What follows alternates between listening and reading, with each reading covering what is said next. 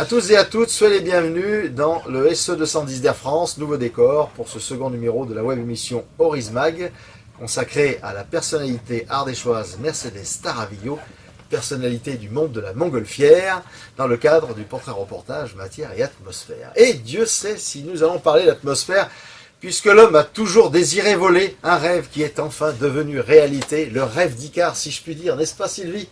Tout à fait, le rêve d'Icare, moi je l'ai fait, j'ai déjà volé.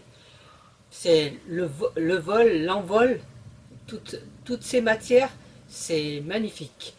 Et le reportage, justement, ne le manquez pas. Une exclusivité à déguster les yeux fermés, quoique ouverts, puisque nous allons prochainement décoller. C'est la toute première fois, en effet, que Mercedes Staravillo se confie aussi largement sur l'ensemble de son parcours. Bon, Sylvie, si nous allions attacher notre ceinture.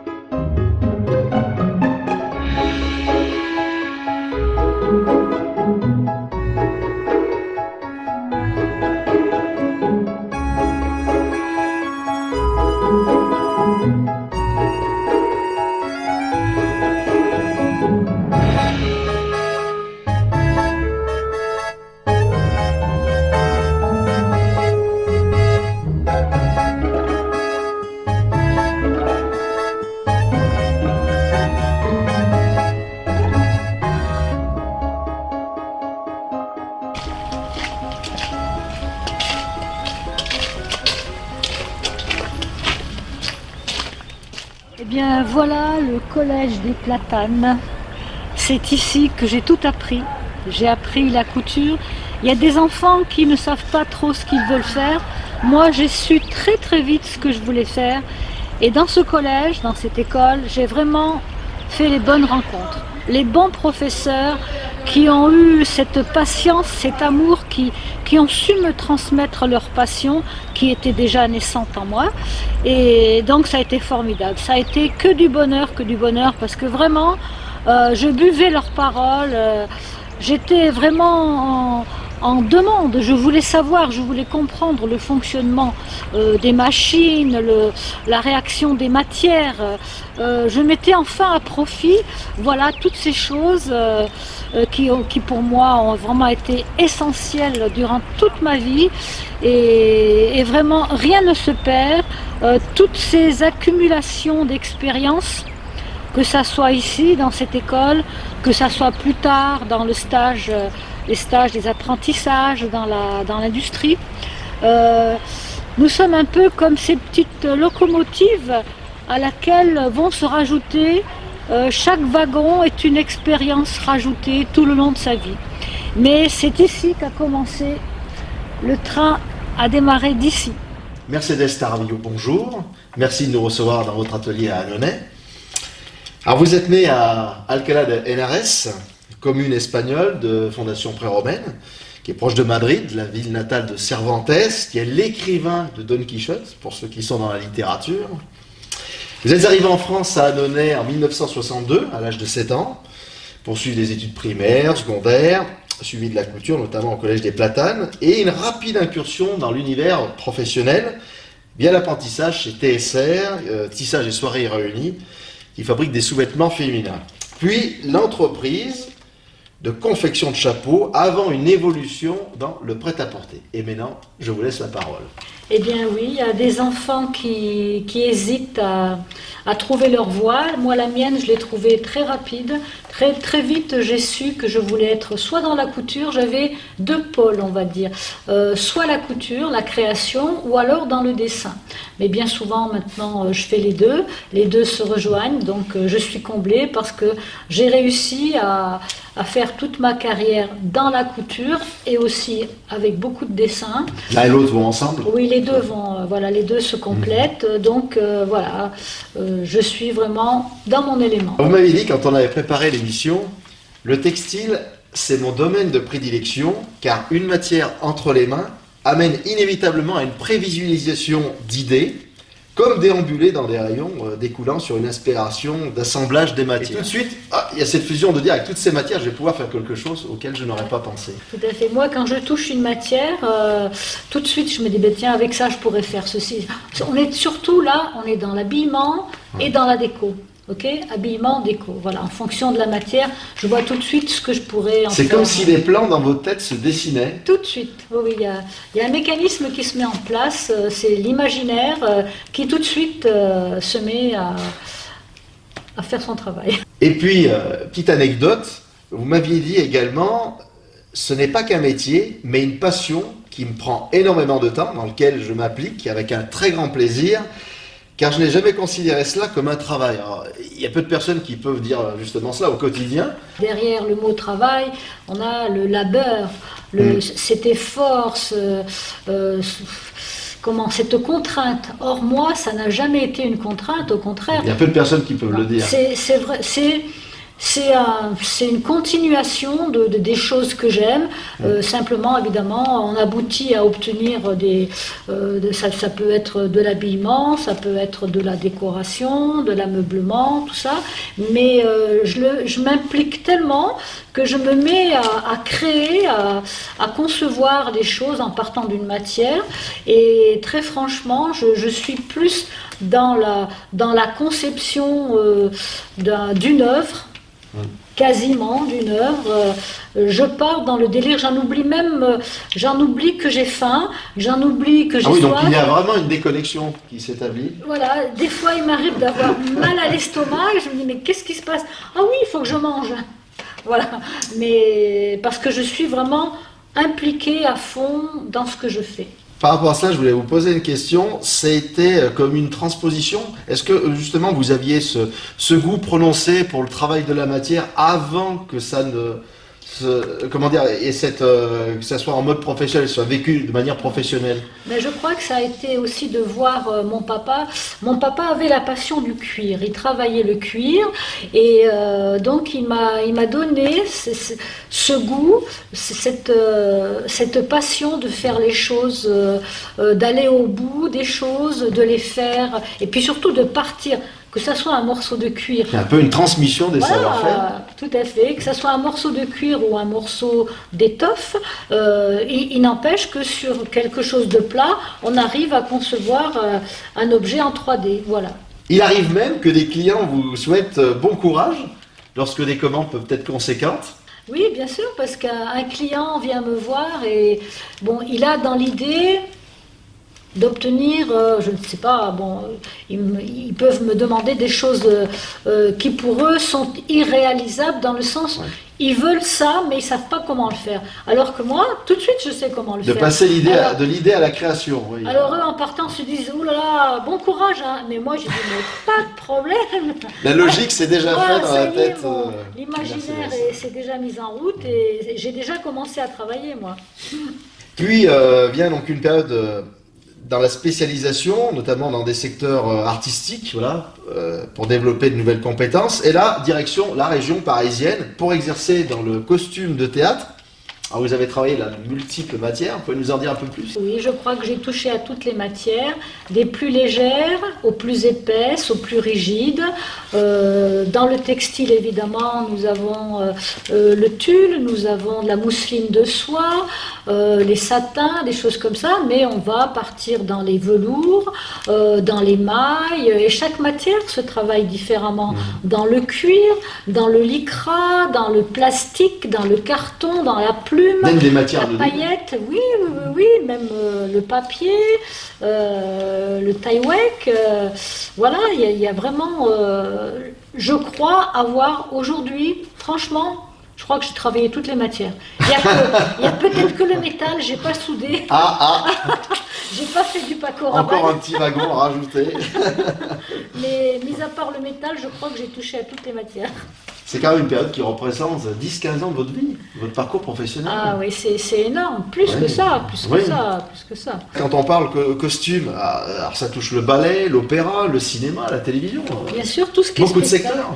tout ce qui est spectacle, la télévision, le théâtre, l'opéra, les music-halls, parce qu'évidemment, les plumes, les paillettes, eh ben, ça s'adresse aux music-halls, et puis pas que, quoi, tout ce qui va être divertissement, spectacle. Puis le costume, c'est aussi la création d'une seconde peau, voilà, pour crédibiliser le comédien hein, dans son jeu d'acteur. Et vous m'avez dit, c'est quand même bien plus enrichissant que d'élaborer du vêtement standard. Un vêtement, que ça soit, bon, on va partir d'une jupe. Une jupe, allez, une jupe, elle peut être étroite, évasée, kilt, ceci, cela, selon la matière évidemment qu'elle va changer, mais ça reste une jupe, d'accord? Alors que quand on est dans le costume de théâtre, là c'est complètement différent, hein. Là on a... Il y a peu de commune mesure, mis à part le fait que ça va sur la personne, mais c'est tout ce que ça a de commun, hein. Voilà. Alors selon vos dires, une rencontre n'est jamais le fruit d'un hasard. Et justement, à la suite de ces déplacements en région parisienne, vous avez fait une rencontre déterminante, si je puis dire, avec Madame Yolande Le Bavasseur. Oui, une fée. Cette dame, franchement, elle avait une richesse, une expérience que beaucoup de professeurs n'ont pas, et c'est malheureusement... Enfin, j'ai eu la chance, moi, de l'avoir rencontrée. Elle m'a énormément appris. Alors, des choses que peut-être qu'au bout d'un moment, j'aurais peut-être fini par... C'est les personnes qui vous permettent de vous dépasser. Ah, absolument. D'abord, elles vous font gagner du temps, parce qu'elles vous montrent tous les petits trucs, peut-être ce qu'elles ont acquis, elles, peut-être par d'autres personnes qui leur a été transmises. En fait, voilà, aujourd'hui, quand on a un acquis professionnel, quand on a compris toutes ces choses-là, on se doit de les transmettre. C'est faire gagner du temps aux autres. Oui. Alors voilà, j'ai eu la chance d'avoir partagé ça avec cette personne.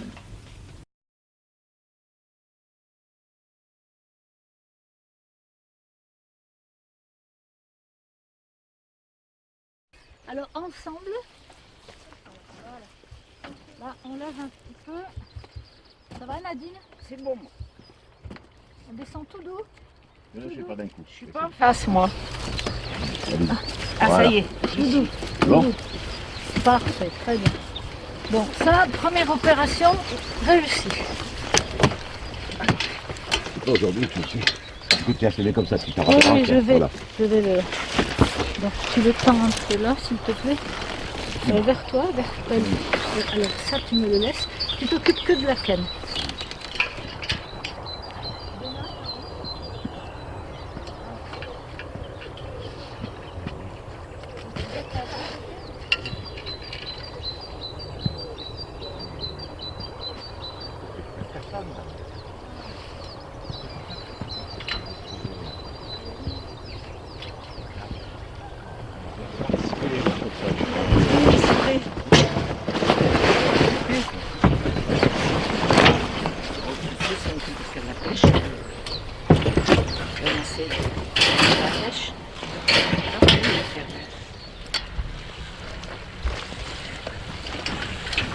Là, je vais faire des essais gaz.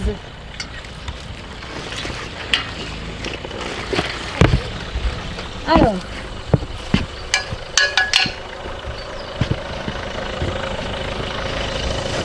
Un peu dans l'axe. Mais j'ai compris. Et tu te rapprocheras bien, faut pas hésiter. Hein. Ah. Sois pas timide, bien. Plus je vais te voir rapprocher de moi, plus je vais t'approcher. Je dis ça, c'est un garçon très sérieux. Hein. Mais gentil. Bon. Il va manœuvrer.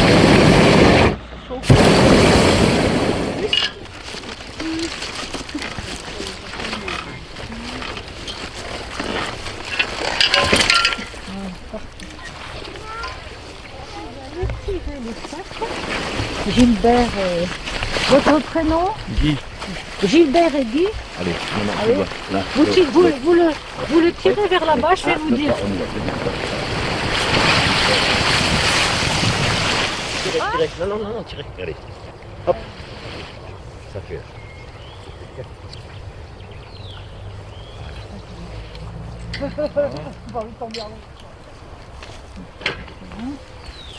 C'est bon, t'as mis les quatre? Voilà. Alors, maintenant il faut tirer la toile.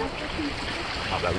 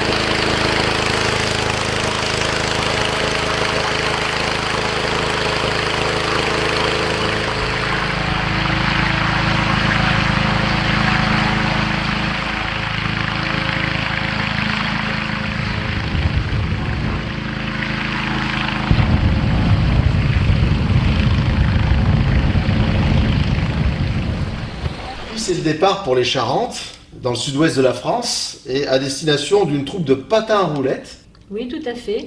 Alors, le patin à roulettes, ça ressemble énormément à du patin artistique, du patin sur glace, simplement que ça n'est pas sur de la glace, mais un sol classique, une piste quelconque, avec des patins à roulettes.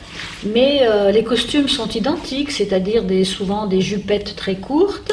Et là, c'était complètement de la création, c'est-à-dire que j'avais affaire à la directrice de la troupe et aux élèves, et qui étaient très pointilleux, qui savaient exactement ce qu'ils voulaient. C'était une troupe d'amateurs, mais très très exigeants. Et j'ai énormément appris avec ces personnes-là, parce que là, forcément, là, je n'étais plus sous la coupole donc de cette responsable d'atelier dans les costumes de théâtre qui m'ordonnait de faire tel et tel costume comme ça parce qu'on avait un cahier des charges à respecter et les décorateurs. Là, j'avais affaire directement donc avec la directrice de cette école et les jeunes qui étaient là, qui savaient exactement ce qu'ils voulaient. Donc c'est pareil, là, de nouveau, création du sur-mesure complètement. Ce qui a été quand même une liaison avec le savoir-faire que vous aviez acquis. Absolument. Ça a été grâce à l'acquis que j'avais avec ces costumes de théâtre, en ayant travaillé toutes ces matières différentes. Aujourd'hui, pour moi, c'était facile de répondre à leurs demandes. Puis nouvelle envolée, pour revenir au point de départ, sur Annonay, Ardèche, voilà, avec un déclin prononcé dans l'industrie du vêtement quand vous êtes revenu. Et notamment, vous avez travaillé avec votre sœur. Ma sœur était propriétaire d'une boutique de prêt-à-porter au centre-ville d'Annonay. Et elle m'a dit, écoute, en complément de cette activité, ce qui serait bien, c'est qu'on puisse apporter un plus. On va se lancer on va faire du costume sur mesure, quoi, des vêtements sur mesure. Alors, c'était une clientèle très privilégiée, et c'est vrai que ça a été aussi très intéressant parce que, bon, là, je n'étais plus du tout dans le costume de scène, c'était du costume de ville, certes, mais bon, c'était, on va dire, des habits pour les, comment je dirais, ça pouvait être des mariages. J'ai pas fait de robes de mariée, j'ai fait plus des robes pour un mariage, pour des invités de ce mariage, sans toucher aux robes de mariée. D'ailleurs, une petite parenthèse, je n'ai fait qu'une robe de mariée, et ça a été celle de ma fille. Après, c'est donc la rencontre pour une proposition de travail dans l'univers de la montgolfière. C'est là qu'on aborde la fameuse étape en ce qui concerne l'univers de la montgolfière. Pour un nouveau défi, autant personnel que professionnel, bien un passage sur Saint-Étienne. Voilà, alors là, je pense que ça va surprendre peut-être bon nombre d'Annonayens, parce que quand on parle de la montgolfière, on pense essentiellement à Ardèche, et il se trouve que quand même une partie de l'historique de la montgolfière concerne aussi Saint-Étienne dans la Loire. Donc vous y faites un passage, c'est le lieu de naissance, on va dire, de la montgolfière sur le plan contemporain, avec notamment monsieur Maurice Chaise, qui est né en 1919, qui est toujours bel et bien vivant. Qui vit toujours, voilà. Qui est toujours parmi nous. Et c'est vrai que monsieur Maurice Chaise, c'est vraiment le personnage qui a relancé la montgolfière contemporaine dans les années 70, qui a de nouveau tenté de fabriquer des montgolfières les mêmes qu'on a aujourd'hui, quoi. Donc c'est un monsieur qui de nos jours, n'exerce plus. Il n'exerce plus parce que, vu son âge évidemment, mais il suit quand même l'évolution des montgolfières parce qu'aujourd'hui son petit-fils, Benjamin, a repris. Bon, c'est une entreprise qui a changé énormément de fois. Elle a passé par beaucoup de mains, on va dire, voilà. Et aujourd'hui, enfin, son petit-fils Benjamin reprend la production et il est un des 2 fabricants. On en parlera d'ailleurs, il y a très peu de fabricants en France. Voilà. Donc à ce moment-ci, quand vous avez fait cette rencontre-là, c'était essentiellement un repreneur, vous avez eu faire un repreneur, je dirais, qui souhaitait stopper son activité parce qu'il voulait partir sur un domaine plus porteur, c'est pour ça qu'il avait fait cette démarche-là.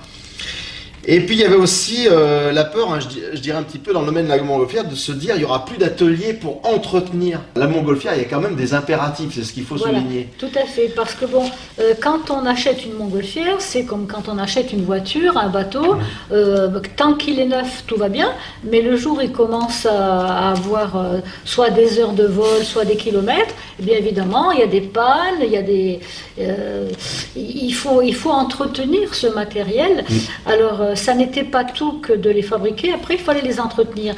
Et cette usine sur Saint-Étienne fermant, eh bien, tous les propriétaires de montgolfières sur Annonay se sont dit mais qu'est-ce qu'on va devenir, que va devenir. Donc, il y avait une véritable interrogation sur l'avenir. Que va devenir notre matériel si on ne peut pas l'entretenir? Alors ils ont décidé de racheter, je dis cette usine, non, c'était un modeste atelier, mais bon, quand même, qui avait son importance, et il est venu sur Annonay. Et à ce moment-là, sur Annonay, personne ne savait fabriquer des montgolfières. Donc moi, on est venu me chercher.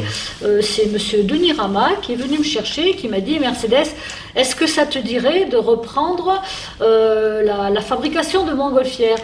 Alors moi, quand il m'a fait cette proposition, je ne demande pas. Oui, mais c'était une énormité. Ah oui, complètement. Pour moi, j'étais dans la couture, j'étais dans l'habillement. La seule commune mesure, c'était que c'était du textile. Mais comment vous voulez comparer un habit à une montgolfière? Il n'y a pas de commune mesure. Donc j'étais surprise par cette proposition, mais finalement, comme j'aime bien me lancer des défis, j'ai dit, et pourquoi pas? Allez. Ça vous parlait, il y avait quelque part un lien direct, non, avec le textile, enfin, ce que vous aviez. C'était plus parce que c'était au niveau du des tissu. compétences que vous aviez déjà. C'était plus parce que c'était du tissu, mais c'était quelque chose de totalement nouveau. J'avais même jamais vu une montgolfière de près, pour vous dire, je savais pas du tout comment que c'était fait, hein, à part que c'était gros, cette grosse masse de tissu, mais je l'avais même Oui, parce que jamais le touché. costume, ça habille des personnes. Là, c'est différent. Une montgolfière, ça transporte des personnes, donc ça implique une certaine rigueur. On en parlera. Bien sûr. Il y a énormément, il y a une procédure, il y a déjà, notamment pour les fabricants, il faut des agréments, Bien sûr. et pas n'importe lesquels, il y a des procédures de fabrication, il faut respecter un cahier des charges, il y a le respect des protocoles, et en plus, on ne peut pas vraiment parler de création, parce qu'il n'y a pas vraiment une place par rapport à cela, mais plutôt à l'évolution. Donc cela implique énormément d'éléments à prendre en compte. Alors pour revenir, oui, au niveau des fabricants, on disait tout à l'heure, il y en a très peu sur le plan national. Sur le plan national, il n'y en a que 2. Et ça vient de quoi aussi, qui est aussi peu de fabricants? Parce que c'est une niche et puis qu'il n'y a pas de la place pour plus, quoi. Je dirais, aujourd'hui, les 2 fabricants sur le plan national vivotent. Hein. On a, voilà, évidemment qu'ils tentent à se développer, mais on veut dire, ils sont 2. Il y a juste de quoi se partager le marché, mais franchement, il n'y a pas de place pour plus. On va partir, si vous le voulez bien, Mercedes, maintenant proprement dit, dans la conception de la montgolfière. Je pense ce qui va intéresser bon nombre de personnes qui vont regarder cette émission. Alors d'abord, comment est-ce que l'on conçoit une enveloppe textile? Dans un premier temps, qu'il existe deux familles de montgolfières. Il y a la famille loisir, celle qui est la montgolfière qui va servir de loisir pour se promener, qu'on utilise comme vous utiliseriez un voilier, d'accord, pour vous promener, ou une belle voiture de course, là, ou un petit avion. Hein. Donc une montgolfière, c'est pour s'amuser, pour piloter tranquillement, avec beaucoup moins de contraintes qu'un avion. D'accord. Et voilà, donc ça, c'est une montgolfière de loisir. Et après, nous avons la montgolfière qui est la montgolfière travail. C'est celle qui va soit transporter vraiment beaucoup de passagers toute l'année et que la personne va utiliser eh bien, comme un autobus, on va dire. Il n'y a pas du tout les mêmes contraintes. Non, elle va faire du transport de passagers. Et donc, évidemment, celui qui possède une montgolfière avec laquelle il travaille, il n'a pas les mêmes contraintes que celui qui a une montgolfière loisir. Voilà. Comment répare-t-on une déchirure? Alors, voilà. une déchirure. Il faut imaginer un ballon ou une montgolfière, bon, voilà, les deux se disent, c'est fait d'une multitude de petits morceaux. Parce qu'au début, vous m'aviez dit, vous pensiez que c'était un petit peu comme un œuf. Oui, vous vous êtes rendu compte finalement qu'une montgolfière, c'était bien plus structuré qu'il n'y paraît. Moi, de loin, ça me faisait surtout penser à une ampoule. Voilà. Une ampoule, un œuf, voilà. Je pensais déjà que c'était totalement fermé. Or, pas du tout. Il y a un couvercle, hein, c'est la soupape qui permet donc d'ouvrir la montgolfière au moment où on va se poser pour chasser l'air chaud. Et puis donc, cette montgolfière, eh bien, elle est composée d'une multitude de morceaux, d'accord? C'est des panneaux. Et quand on déchire une montgolfière, eh bien, il suffit de prélever la partie défectueuse et de remplacer à l'identique par les matières d'origine, hein, très important. Et donc il y a une procédure de réparation, pareil, à respecter. Nous devons constamment appliquer des procédures. Rien, il n'y a pas de place au hasard. Là, on n'est plus du tout dans la création. On n'est que dans des applications de procédures. Alors aussi, il se pose la question, voilà, lorsqu'on fixe un logo dans le cadre d'une campagne de publicité, parce que là aussi, les logos sont fixés de différentes façons, peut-être en fonction de la demande du client, non? Et puis sur la durée de la campagne aussi. Oui, bien sûr, parce qu'il y a parce qu'il y en a beaucoup, juste pour vous interrompre, en fait, quand on voit une montgolfière, on a l'impression que le logo est imprimé dessus. Et voilà, d'où la discussion que nous allons avoir, ça va permettre de... Oui, alors disons qu'il y a plusieurs méthodes. On va dire qu'il y en a 3. Il y a l'imprimé, effectivement. Il y a possibilité d'imprimer le tissu au même titre qu'on imprime du papier. On imprime du tissu. D'ailleurs, sur le plan local, vous avez une entreprise qui ne fait que ça, imprimer du textile. D'accord? Alors, ou bien c'est imprimé, ou bien on vient appliquer une seconde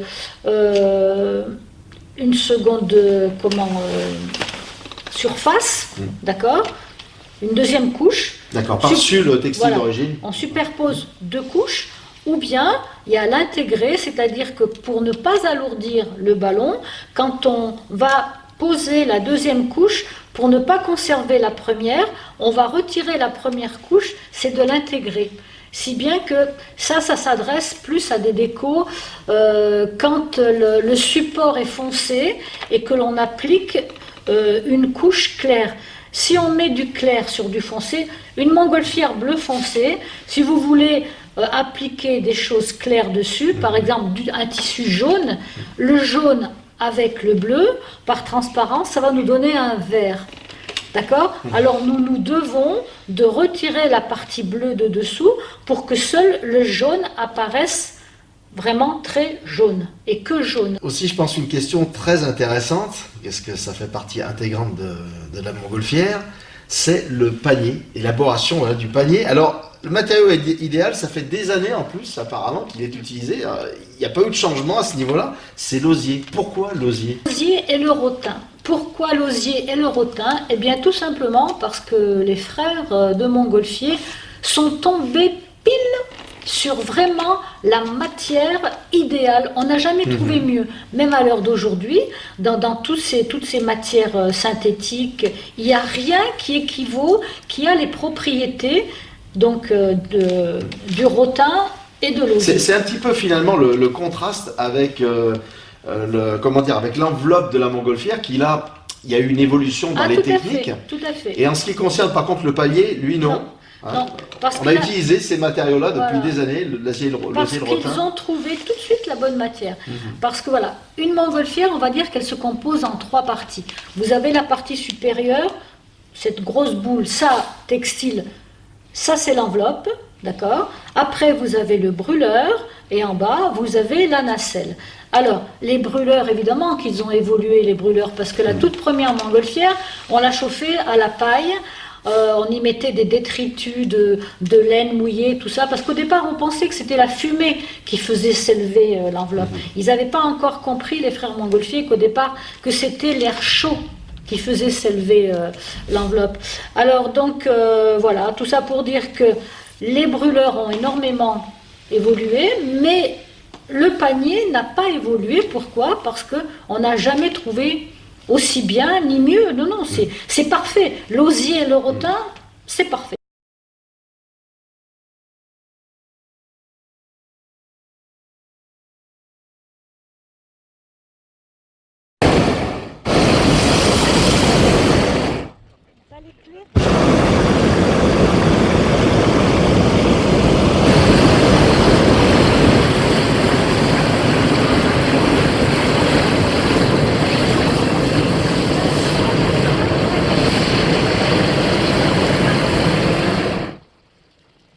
Ça va pas tarder.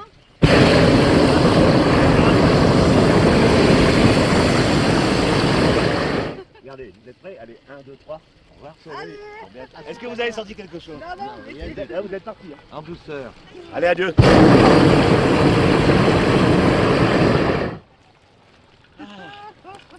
Allez, bon vol.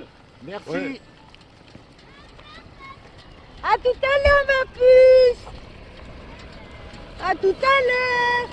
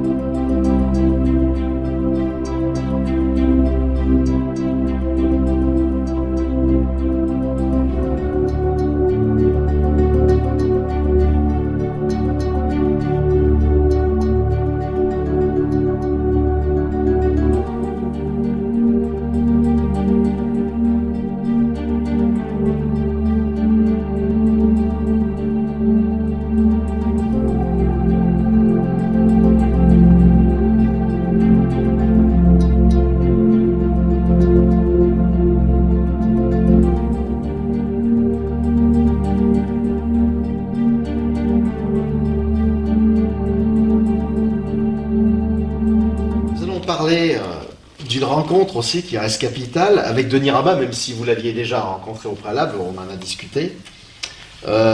C'était ce qui a amené bien sûr cette rencontre-là, ça a amené un autre regard déjà sur l'élaboration d'une montgolfière. Bien sûr. Et puis c'est Denis Rama qui vous a conseillé de passer votre brevet de pilote. Et ce qui est assez marrant, c'est que vous l'avez poussé à s'intéresser à la couture. Alors en fait, ça s'est fait, vous avez fait cette démarche plus pour qu'il ait ce regard de complémentarité en fait pour contrôler votre propre travail. J'insiste pour dire que c'est monsieur Denis Rama qui m'a présenté la toute première fois. C'est lui qui m'a dit: est-ce que tu voudrais t'occuper de la production des montgolfières sur Annonay? C'est Denis Rama qui est venu me chercher parce qu'il connaissait, donc l'expérience textile que j'avais. Ce que vous saviez maîtriser. Voilà. Et puis tout de suite derrière, il m'a dit: mais écoute Mercedes, tu passerais pas ton brevet, parce qu'il est instructeur. Lui, il est instructeur de ballon. Donc il m'a dit: tu voudrais pas passer ton brevet? Alors moi au début, ça me paraissait curieux qu'il me fasse cette proposition. Et je lui ai dit: oh tu sais, il y a autant de chances que je passe mon brevet que toi tu passes ton CAP couture. Donc ça a été une espèce de défi mutuel que vous vous êtes lancé. Tout à fait. Ouais. Alors très vite, donc moi j'ai passé mon brevet, effectivement, j'ai été très vite passionnée par la montgolfière. Et du coup, après dans l'évolution de mon travail, Denis Rama, lui, a dû prendre quelques cours de couture parce qu'en fait, il contrôlait mon travail. Ouais. Voilà, il est devenu mon contrôleur. Et vous, ça vous a quand même apporté. Parce que entre le fait de se retrouver dans les airs et puis de concevoir un objet qui va voler, ça a été un sacré apport, je pense. Énormément, parce que maintenant, sur le plan technique. Je comprends davantage pour quelles... Il y a des choses aussi qui ont évolué. J'ai fait aussi évoluer certaines choses en les utilisant. Je me suis dit, ben là, il faudrait peut-être le renforcer, changer ceci. Il y a une autre logique de raisonnement qui se fait. Oui, quand on devient utilisateur, on apporte des améliorations. Alors attention, je n'ai jamais apporté directement ces améliorations parce que j'ai trouvé, tiens, c'est mieux, on va changer ça. Non, ça ne marche pas comme ça. On en parle et à ce moment-là, il faut changer la procédure. Il faut que le fabricant de ballons change sa procédure et il faut qu'il intègre ce nouvel élément. C'est lui qui décide de le changer. Quel carburant ou gaz utilise-t-on pour faire voler ce bel objet? Du propane. Du propane, pourquoi? C'est quoi les avantages du propane? Eh bien, le propane, tout simplement parce qu'il supporte davantage les températures les plus basses, parce qu'il nous arrive d'aller voler en montagne, en station, et donc le propane gèle moins vite que le butane, et c'est pour cette raison, il a beaucoup plus de pêche, et puis donc voilà, il a plus de qualité que le butane. Lorsqu'on vole en altitude, alors il y a aussi des paramètres qui comptent énormément. Il y a la vitesse, les températures. Alors la vitesse notamment du vent, pour être très précis. Ça, c'est toutes des choses que vous regardez. Voilà, avant de décoller, il y a beaucoup de paramètres qui sont importants. La vitesse du vent le jour même du vol, même si ça se prépare au préalable, bien évidemment. Et puis aussi peut-être les températures. Alors deux choses différentes. D'abord, on va parler de la vitesse du vent. Alors, donc voilà, il faut déjà savoir une chose, c'est qu'avant de programmer un décollage, un vol, la première chose que l'on doit bien surveiller, c'est la météo. On prend les prévisions météo, on les prend, on va dire 3 jours avant, mais plus on se rapproche, plus elles sont fiables. Et vraiment, 24 heures avant, on est sûr soit qu'on maintient le vol, soit qu'on l'annule, parce qu'on a des prévisions qui s'affinent et qui se... Donc là, c'est vraiment une analyse des courbes sur le plan météorologique. Oui. Ouais. Alors surtout que pour voler en ballon, il faut des conditions. Nous volons à vue, d'accord? Donc il faut du vent, mais pas trop, juste suffisamment. S'il n'y a pas de vent, si on venait à décoller un jour où il y ait 0 vent, eh bien, qu'est-ce qu'on va faire? On restera un peu statique, non? On va faire une ascension, on va monter et on va redescendre et on va se poser au même endroit. Donc, sans intérêt. Donc, quand il n'y a pas de vent du tout, on ne vole pas parce qu'on ne se déplace pas. On se déplace dans le vent avec la vitesse du vent. Et en l'air, il y a une multitude de superpositions de couches d'air, et selon l'altitude, la direction du vent et la vitesse est différente. Donc voilà, il faut qu'il y ait du vent, mais pas trop. On évite de décoller au-delà de 10 km/h. C'est ce que j'allais vous dire, voilà, la limite du tolérable. Voilà, parce que décoller, c'est jamais un problème de décoller. On peut partir très très vite comme un bouchon, bouchon de champagne. Mais par contre, après, il faut se poser.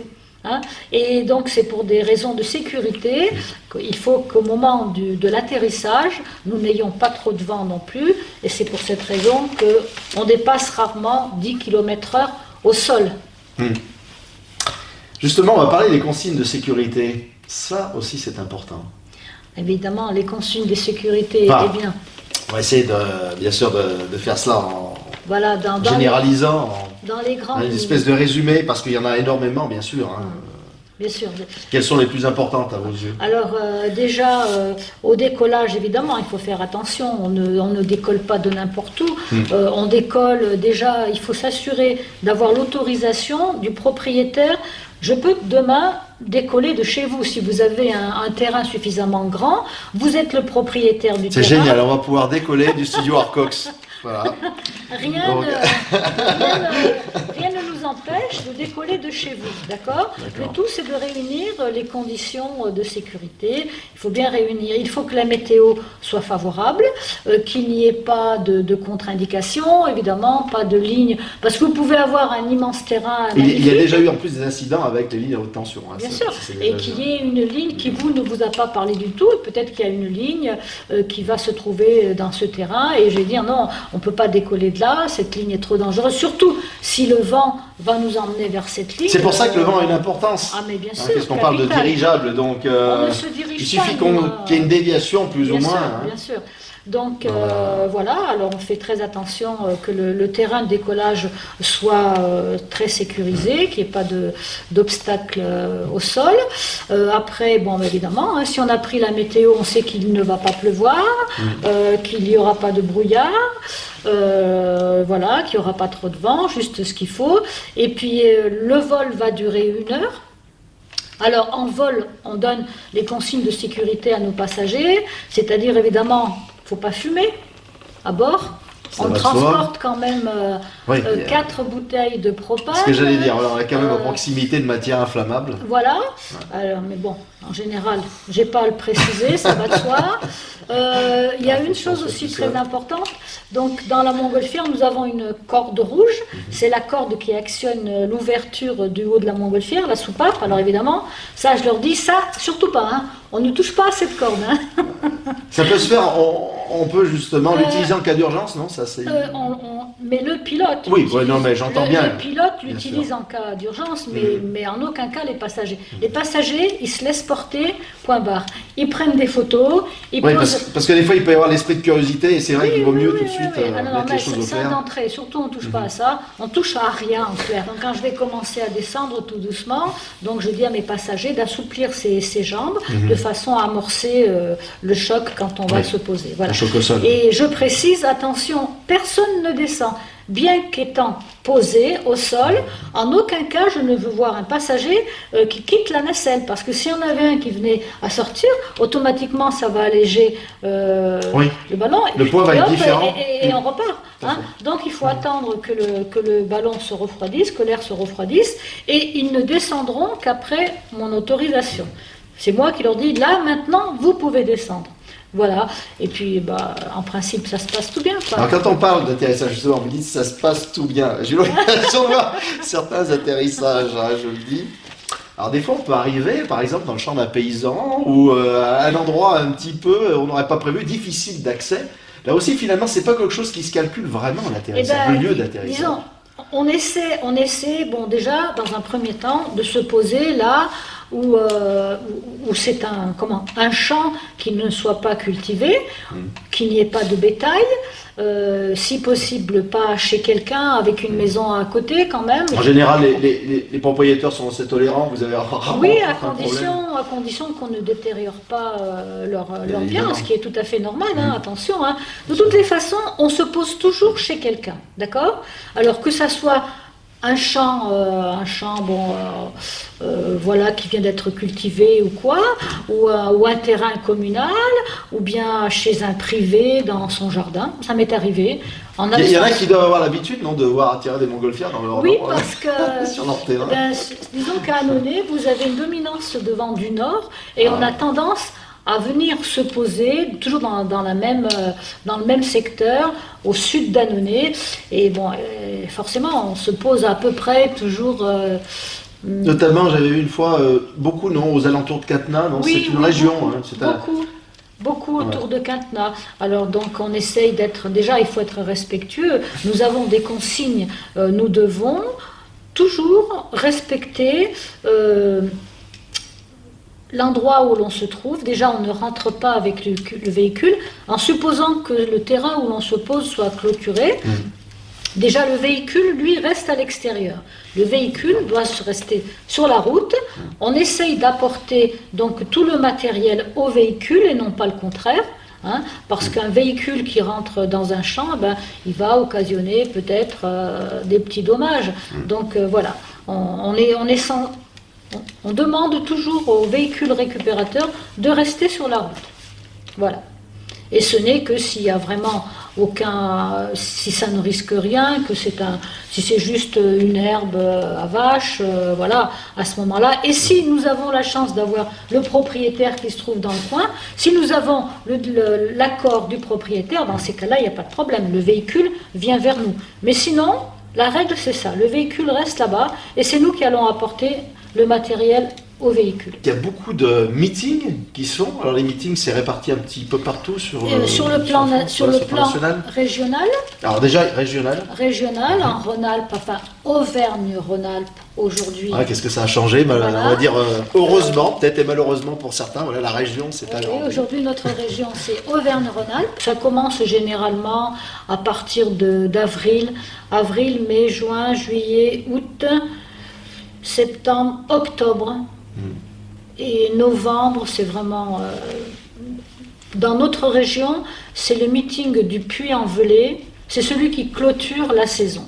La montgolfière, c'est un des rares engins où vous partez du point A, mais vous partez, mais vous ne savez pas ni quand vous allez revenir, enfin, ni quand vous allez atterrir, ni où. C'est un peu comme une traversée des émotions. Hein. Voilà, c'est comme si on regardait un peu un film. Voilà, c'est moins linéaire, c'est sûr, que de prendre l'avion ou le train. C'est complètement, c'est tout sauf linéaire.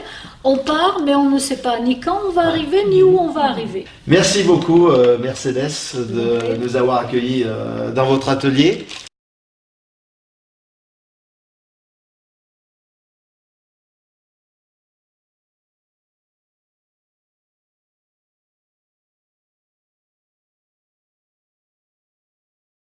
Allez, comme un jeune trapéziste. Allez, viens dans mes bras. Tu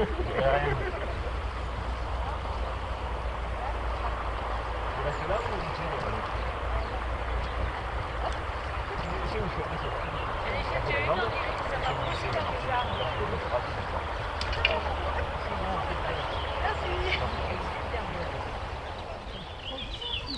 On va se rapprocher de la voiture attention, on se fait là. Je vais prendre une photo d'ici là, clac. Avant qu'on le couche. Après ça sera fini. Hop, là, on arrête. C'est bon là? On arrête. Faudrait aider Gilbert à tirer. Un homme. Allez, on tire fort là. Hein. Tu tires, Gilbert?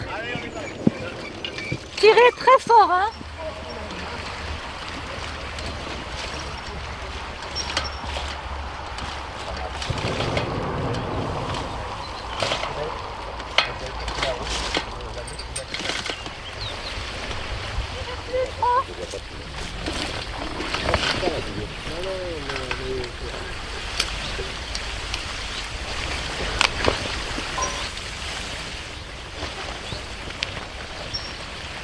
Maintenez tendu.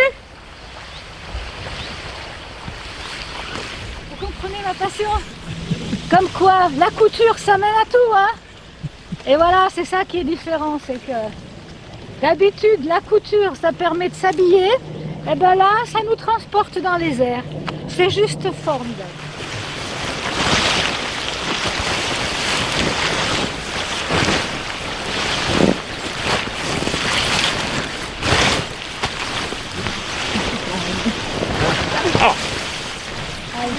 Attendez, vous n'allez pas vous piquer. Il y en a une là-dedans qui fout fort. Oh. Les doigts.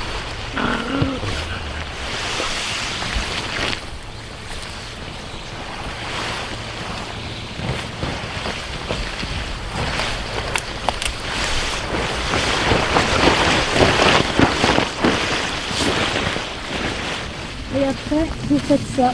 Vous faites un petit peu pour. Voilà.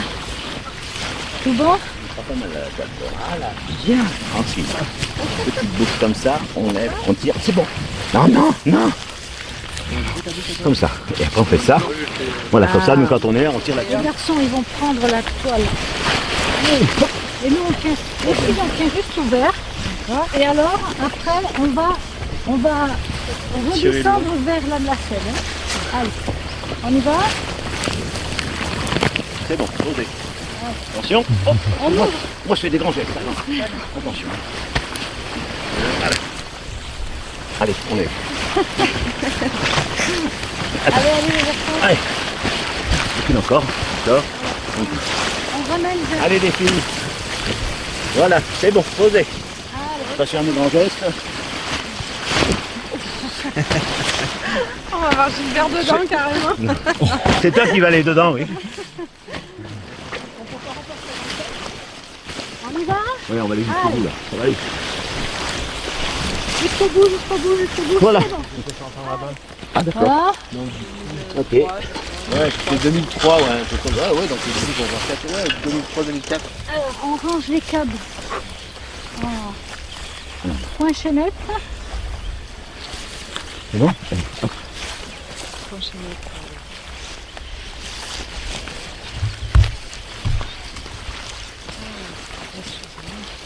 Voilà. Est-ce que vous avez compris? Est-ce que vous êtes capable de le faire? Si, regarde.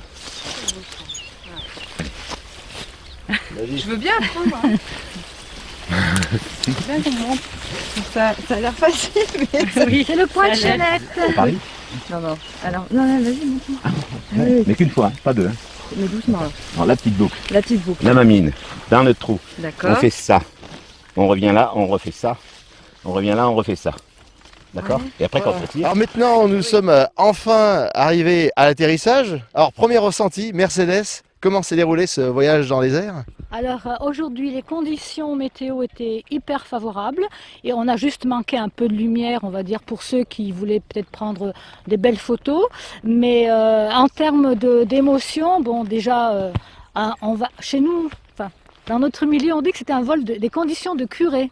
Un temps de curée, pourquoi? Eh bien parce que au sol, nous n'avions pas de vent au sol, un peu de vent en altitude, mais suffisamment pour nous déplacer, un vent stable, un nord-ouest très stable, donc voilà, c'était facile à se diriger.